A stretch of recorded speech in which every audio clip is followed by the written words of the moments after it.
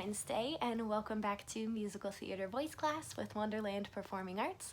I am Miss Brii and this is week 4. We are working on performance. So it's the big day, performance day. That's what we're going to be talking about today. So the way that we're going to approach today is that we're going to talk about a bunch of things that we've talked about in previous classes, and we're going to kind of break performance day up into 4 steps. So let's just get right into it. Step 1. Step 1 is the first thing you do when you are ready to go. When you know, like, okay, whether it's first thing in the morning or after lunch, whenever you decide is that time that you're ready to kind of get your groove going. If you talk to people a lot during the day, I would do this first thing in the morning. If you know you're going to be using your voice at all throughout the day, I would do this first thing in the morning. As soon as you know your voice is going to be working, do this first. So get your voice warmed up. Nice and warm. Try to work through every part of your voice from bottom to top and then right on back down. You want to make sure you get your voice moving and grooving, that you feel out all of the spots. You can kind of feel where you might be having some issues or where it's a little bit harder to reach that day. Then you have all day to just get it ready and get it together and work through it and talk through it and, you know, get yourself kind of ready to go. So step 1 is the warm up. We want to get our voices nice and warmed up. First thing in the morning or, you know, a few hours before your performance. Whenever you're going to be using your voice, just warm it up first. So make sure you work through as much of your voice as possible. The easiest way that I like to do it is to use a piano. It's a really good visual aid. Even if you just have your handy dandy little iPad, there is an app. There are a bunch of apps. I personally like Virtuoso because on a big iPad you get 2. You get 2 pianos. So I can start, or I could go down further. Wherever your range is, there are notes to accommodate. So that's why I like to use this. If I don't have a piano on me, this is the easiest thing for myself to do so that I can still kind of keep a track of like, well, I'm kind of struggling between this note and this note. Let me just play through that over and over so I don't lose that spot and can get that part of my voice really nice and flowing. You can also use videos. There are videos all over YouTube. You might even find one of me of just how to warm up your voice and get your voice kind of moving. It's just a guided warm up. So somebody will sing it for you and then you'll sing it all the way up and all the way down. They'll just guide you all the way through it. I like to do a couple of those sometimes. I think there's an ABC one that's really fun for theater. If I can find it, I'll comment it down below. But it's, yeah, just look on YouTube. Find fun stuff, you know, get your voice moving and grooving.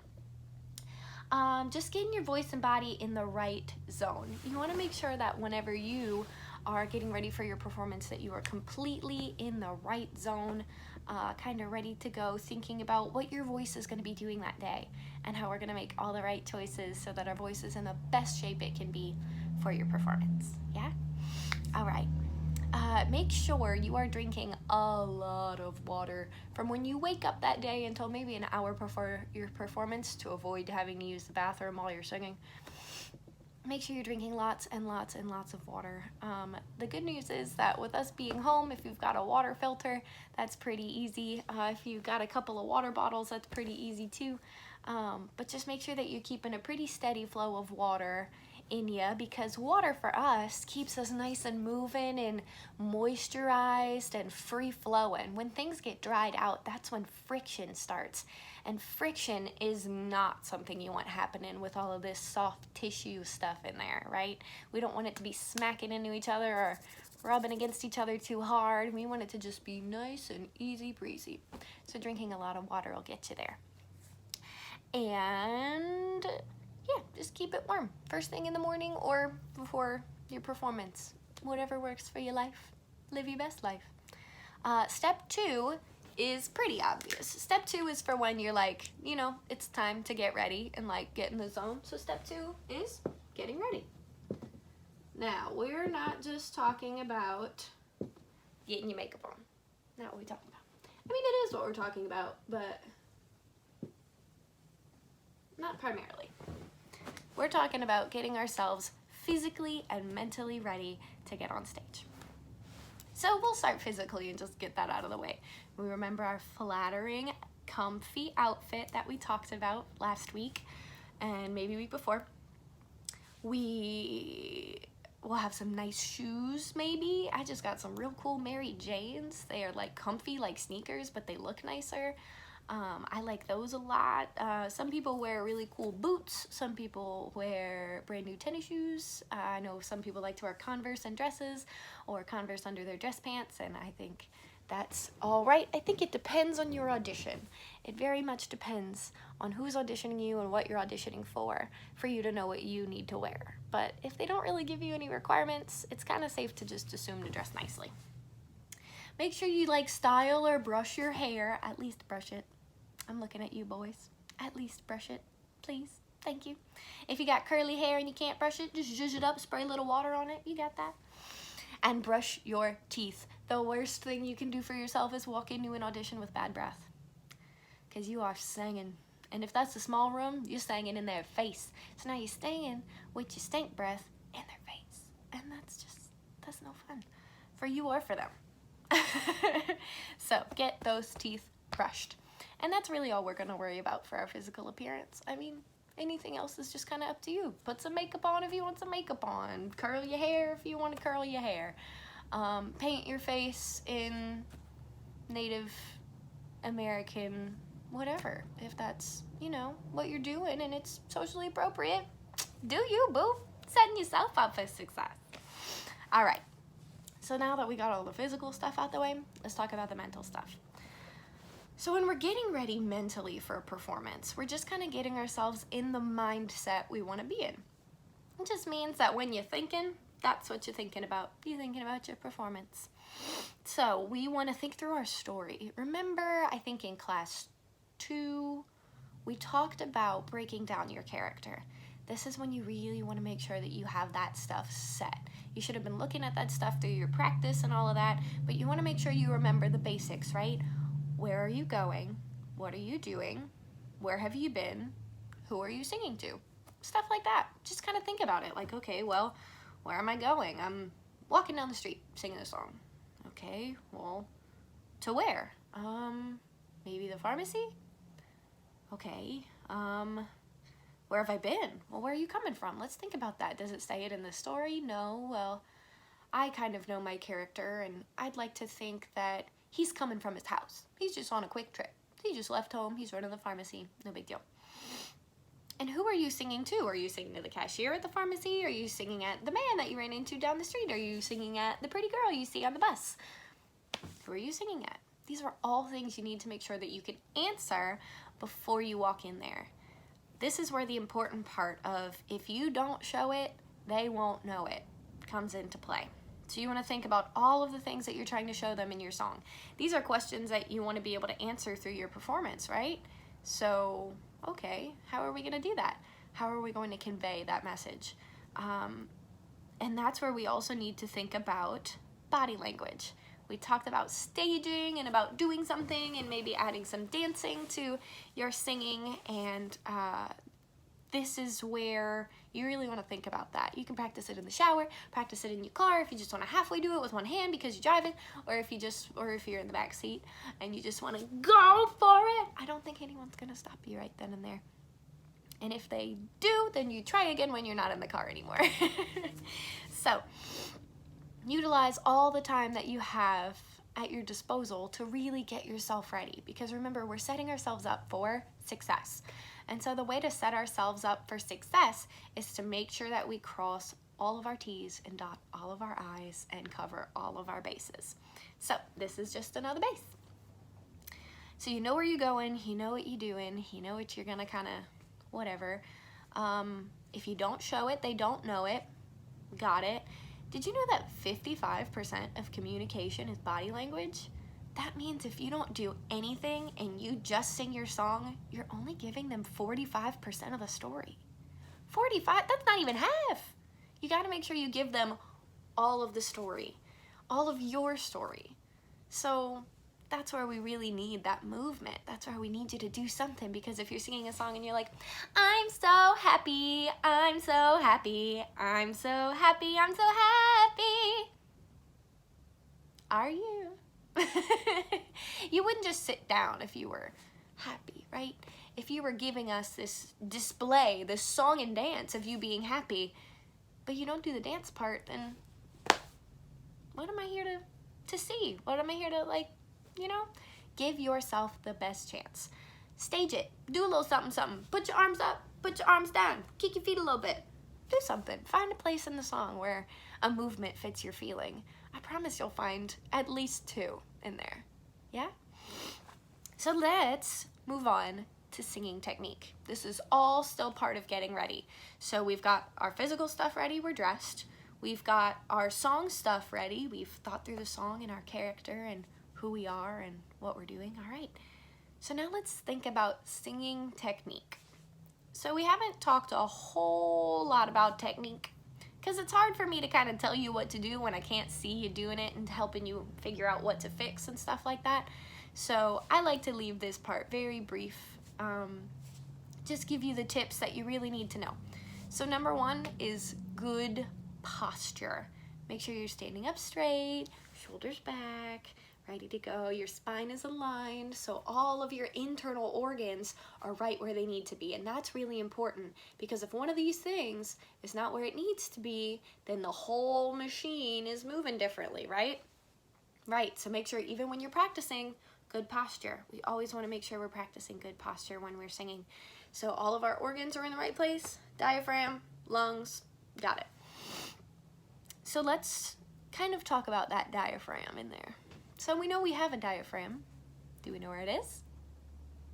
Well, the diaphragm is in your belly, which I'm sure you've been told or been shown before. It's right in your lower belly. And whenever you take a breath, what your diaphragm does is it deflates. So whenever you go, your diaphragm is deflating because your lungs are just tissue. There's no muscle in there. So the lungs don't move all by themselves.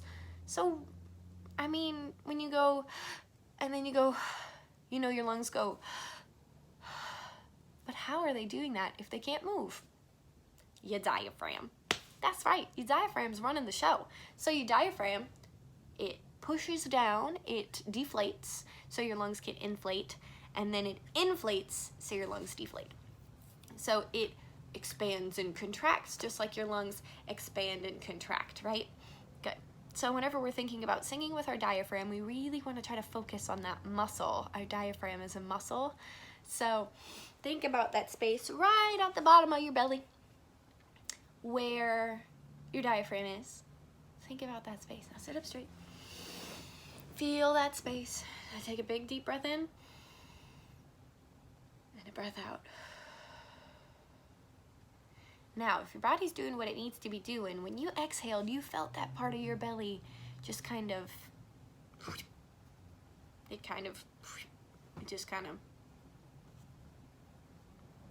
your lungs went, so your diaphragm went, yeah? Yeah, so you kind of feel it. If you feel it when you exhale, you can feel that part of your belly get a little bit bigger because that muscle is expanding so that the air leaves your lungs. So remember, your muscle is your diaphragm because your lungs aren't a muscle. They're just tissue. They're just sitting there while the diaphragm does all the work. Yeah. So think about those things. Try to think whenever you're breathing, you know your diaphragm is what's moving your lungs. So if I hold my diaphragm in the out position or in the expanded position, if I try to hold my diaphragm in the extended position, let me think.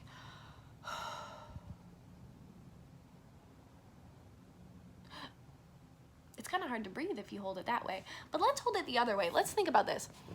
So your lungs can't move, but your diaphragm can. So let's think about our diaphragm. Let's take a big breath. Now when you let out the breath, I want you to think about that diaphragm and where it is right now while you're in this big deep breath. It's contracted down there. It's pushed down pretty tight. I want you to think about holding it there. That's right. Hold that diaphragm as tiny, as pushed down as you can, because it's keeping your lungs open. It's keeping all of that air in your lungs when you do that. So if you're singing and you're keeping this open, you're leaving as much room in your lungs as you can so you can sing longer. How about that? Singing longer, that means a better performance, man. That means that I can sing this whole line and not have to worry about breathing. I can just worry about when I'm singing. Yeah? Not letting the breathing get in your way. So try to work with your diaphragm and see how long your phrases become, and just keep in mind of what it's doing and where it is while you're singing. Especially when you approach that big long note or that belt or that high note, think about that diaphragm. Even if you don't remember it until that moment, in that moment, think about your diaphragm, pushing down, squeezing it, so that your lungs are big and full, and you can let out that whole line all the way to the end of the song. All right, so that's your diaphragm. And then we want to make sure that our mouth is open while we're singing. It's become a thing in pop music that when we sing songs like Ed Sheeran or Taylor Swift, Adele doesn't do this, I would like to say. Adele doesn't. But whenever we're singing a lot of popular songs, Dua Lipa, Alicia Cara, whoever, they like to sing with their mouths barely open at all. And here's why they can do that. They are using a microphone. And do Broadway singers use microphones? Yes. But it's a little bit different because a singer is using a microphone where they're talking and you can hear them. A Broadway singer is using a microphone where they're projecting and you can hear them. So it's a very different kind of arrangement of a sound system. When we're singing, we don't just want to sing with our mouths closed. So if we're singing, for the first time in forever, there'll be magic, there'll be fun. Like, okay, that was cute, but imagine. For the first time in forever, there'll be music, there'll be fun. There's a lot more sound if you keep your mouth closed, if you keep your mouth really small. These things right here take all your sound away. You just ate up all your sound in your cheeks. And that's not what we want to do. That's not setting yourself up for success. That's just a preference because, I don't know, you're embarrassed to open your mouth. What are we here for if not to open our mouths? To be heard, to sing, to say things? We got to make sure those mouths are open. The more space in your mouth, the more space the music has to flow. Keep your mouth open. On big ah sounds. If you're belting and you're belting your throat gonna hurt. Your jaw gonna hurt. That's so much tension that you're holding just because you won't open your mouth. Open your mouth. I want to see your tonsils. The judges want to see your tonsils. Like, that's how real we are out here in the singing world. We're trying to see your tonsils. That's how much we want to see in your mouth. Because we want to hear it, we want to see it. Open your mouth. Cool? Cool. And then rehearsing. We just want to make sure that we rehearse whatever we're performing at least once, if not up to 100,000 times until you're comfortable with it, right? So you can rehearse in the car on the way there. You can rehearse in the shower before you go while you're getting ready. You can rehearse some spaces that you might be auditioning in. Might have practice rooms. That's my favorite place to practice. It's got practice in the name. If there are practice rooms, use them to your advantage. That's what they're there for you to practice, to get ready. It's normally a small room with just a piano and a mirror, so it'll give you a good opportunity to center yourself. Remember we talked about centering ourselves and getting ready. And that's really what you want to make sure you do at this step. You're getting ready. Getting ready isn't just, like we said, our hair and makeup. This is also mentally getting ourselves in the right space for the song. So make sure that you think about your mental getting ready just as much as your physical getting ready. Don't just get ready and run out the door and walk in a room. Make sure you take the time to get yourself ready so that you can put on the best performance possible. Right? Right. So that's the rehearsal. And that's about all that we need for step 2. That was all of getting ready. That was a good bit of getting ready, I know. But I still think it's pretty important to remember your song and what you're doing, your singing technique, and that you are doing your best and staying healthy, and your rehearsal time, making sure you have time to get through that song and perform that song all the way through before doing it in front of some judges or in front of whoever you're performing for. And next we move on to step 3. Step 3 is one of my favorite parts. I'll say step 4 is my favorite part, but step 3 is up there. It's time to sing. So step 3 is gonna be singing. And I know you're thinking, well, there's 4 steps. What could we be doing next? You'll find out. So sing, let's talk about the things that we decided last week. What do we need when we are performing? We want to greet our judges when we walk in front of them, when we walk into the room. We want to make sure we greet whoever's in there, whether it's the judges, whether it's the director, whether it's just your friends, whoever is up there that you're singing for. You should greet them and say, hello, how are you? It's so good to see your face. Thank you for having me, etc., etc., etc. And then that's when you throw your slate. You say, hi, this is who I am. This is what I'm singing. This is what it's from. Thank you. Oh, and this is who it's by. Can't forget that composer. Let's try that again. This is who I am. This is what I'm singing. This is what it's from. This is who it's by. Thank you. And then get in your zone. Oh, no. And then get in the zone. Whatever zone you need to be in. The zone that you got yourself in when you were rehearsing. Right? Right?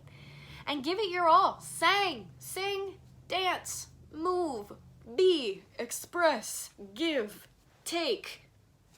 All of the things that you could be doing while you're singing. These are all things that you, once the floor is yours, that's your floor. What are you gonna do with it? So that's your sing. Whenever you're all done, it's really polite to give a nice thank you for their time, since they just kind of watched you lay it all out for them, and to tell them goodbye and wish them a good day and all of that. You know, just being a polite person, that's all. It kind of tells that whoever you're singing for, that you are fun to work with, right? If you're telling everybody hello and making jokes and making sure everybody's comfortable and that you're comfortable in your own skin, that's somebody I want to work with. Somebody who's comfortable and ready to go, yeah? So make sure that you kind of show them who you are and what you're capable of. That's your moment. So that was easy. Let's get to step 4. Step 4 is important, and I don't think enough people do it. So for step 4, we have writing sideways is hard, reflection. Right? Reflection. Yes, that's how you spell reflection. And then I also like to put celebrate. Boom. I'm sorry for my horrible handwriting. It's because I'm writing sideways. So reflect and celebrate. I like to write a reflection of how I felt my performance went. I used to keep a journal for it. I don't anymore because, I don't know, I just ran out of pages in a journal and never got a new one. But I would heavily recommend this part because it's fun to go back and read. If I had it with me, I would show you some entries, but I don't.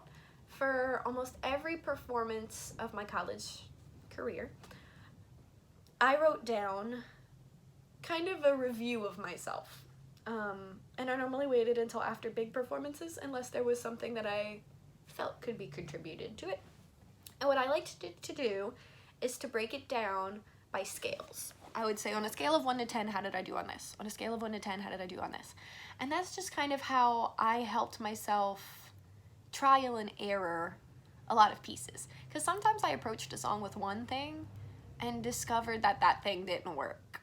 And didn't discover it until like 2 performances later. So if I hadn't had the notes from the previous performance, I might not have even remembered that it didn't work out and that I needed to try something different. So that's why I do it. I like to kind of keep a log of, okay, I tried this kind of staging thing. I moved my arms up at this part and did this, and it really didn't translate. So what if I instead do it this way? And then the thing with singing is that it's a lot of trial and error. You can say there's a right and a wrong way to do it because technically there's a right and a wrong way to do it. And everybody has their preferences. But when it comes down to it, it's trial and error. It's whatever works for you in that moment. Sometimes the feeling that you have about a song works one day and not the other just because of how you're feeling that day. So write it down. What works what day? Maybe on Tuesday this works and on Wednesday this works different. You never know. And I think it's kind of good for you, especially as a beginning singer or beginning performer, to write that stuff down. If I had a log of all my performances from when I was like 12, 13, 14, etc., that would be so fun. It'd be embarrassing, I'm sure. I was far from what I am today when I was 12.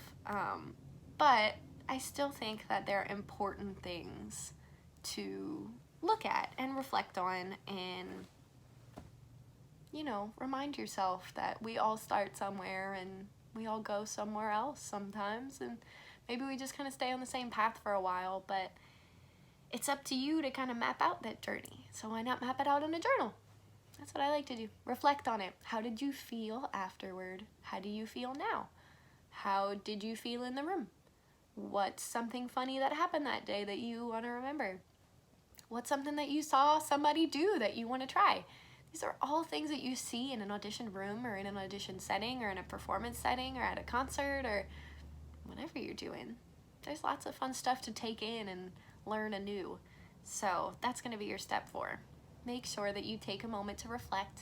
Let yourself enjoy what you just did before you start tearing yourself down. And if you can help it, don't tear yourself down. There's always things that can be improved, but there are always things that you succeeded in. So focus on those successes, even if they were little, even if it was just, I remembered to think about my diaphragm for that part and it helped a lot. Or I decided not to move my arms at that part and I waited until later and it worked a lot better. It felt better. It felt more natural, or whatever. Write it all down. Keep yourself a diary of your performances, or a log of your performances if you don't want to think of it as a diary.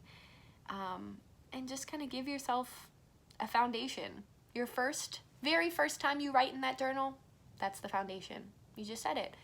Anything you do beyond that is building, because you already laid your foundation. So take that opportunity for yourself. You'll thank yourself later. And celebrate. Good job. You did it. You made it here. Now go and do it again. All right, you guys. Let's review real quick our steps. Step 1, warming up, either when you first wake up in the morning or when you're getting ready for your performance. Step 2, getting ready, making sure that we have the right kind of physical attire put on so we don't have to worry about that. Getting ourselves in the right headspace by thinking about our song, our technique, and having a rehearsal. Singing the song, and then writing your reflection for you to look back on later. I really hope to see some videos and performances of you guys and what you're doing during this crazy time at home. I hope that you are staying safe, and I hope that you are playing Animal Crossing or doing something fun, because I know that's what I'm doing. Have a good week, and I'll see you next week. Bye, you guys.